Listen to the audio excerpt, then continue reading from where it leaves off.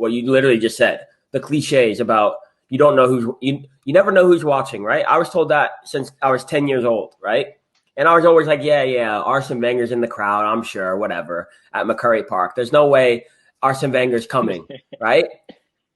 But yeah, Arsene Wenger might not be there, but some team might be playing on the other field and the coach is walking by and I do something great or whatever, or I'm warming up well or whatever, right?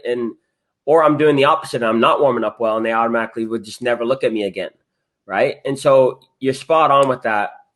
But I find so many times that these kids, these cliches, they get tossed around and stuff like that, and they don't take it seriously. They don't focus on, like, honestly, I'm going to call this focus on the cliches, right?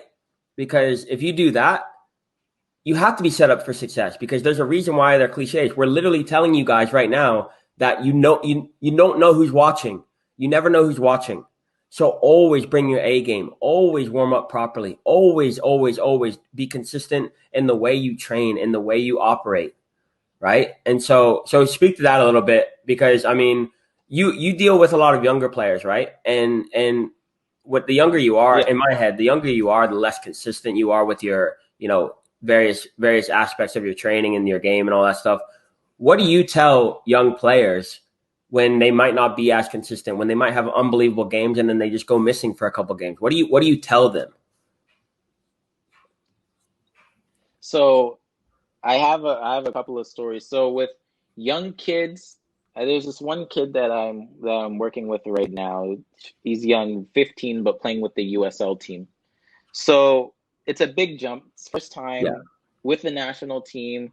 He's been there, and I have conversations with players when they make that jump from being with the national team to entering pro football.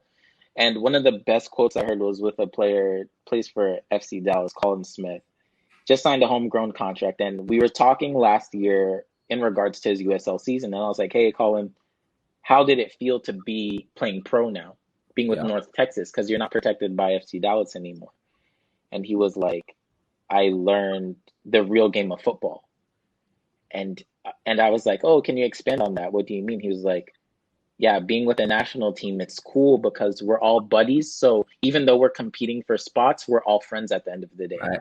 He's like, here, I have to earn everything because I'm playing with people who are making a salary, who for me to play, I have to take somebody's spot and I have to earn it. Right. It's not just given to me because when you enter a national team pool, you already have the respect of people being like, okay, you're talented, you earned it, you deserve to be here.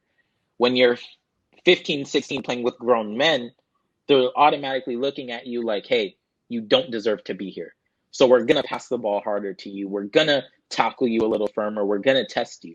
So that is just intrinsically, you have to believe in yourself. And I always tell my younger guys, have a short mindset, have a mind of a goldfish. Because in football, there's highs and there's lows. It's a roller coaster. Because you can go and you can have a great game, but it's not consistent. Because just like the Brazilian national team, when we look at the youth Brazilian national team, hundreds of thousands of players have one cap for the senior team. Mm-hmm. But then as we go on, like less than 5% of all footballers have 10 caps with their national team. They play one good season, get the call up, play once, done. With the younger players, it's about locking in and just forgetting about bad games and believing in yourself. It's confidence. Like you have to have that confidence within yourself that whether things are going great, you have to work harder because now that you've played at that level where you're shining, people start to expect that. So you have to continue to push. You can never rest. You can never take your foot off the gas.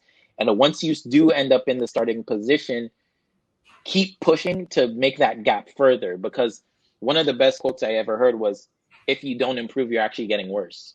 Yeah. Because there's somebody behind you who's improving and catching you. So always have that short mind of a goldfish where if I play great, forget about it. Because you can't go back and replay that game. You have to play the next game. Right. And if you have a bad game, you have to focus on, hey, I need to turn this around because I need to get out of this slump as quickly as possible. And sometimes it doesn't happen. Sometimes you have 4 or 5 games. It happens to every player. We're all human. We get into those slumps where we're not doing well.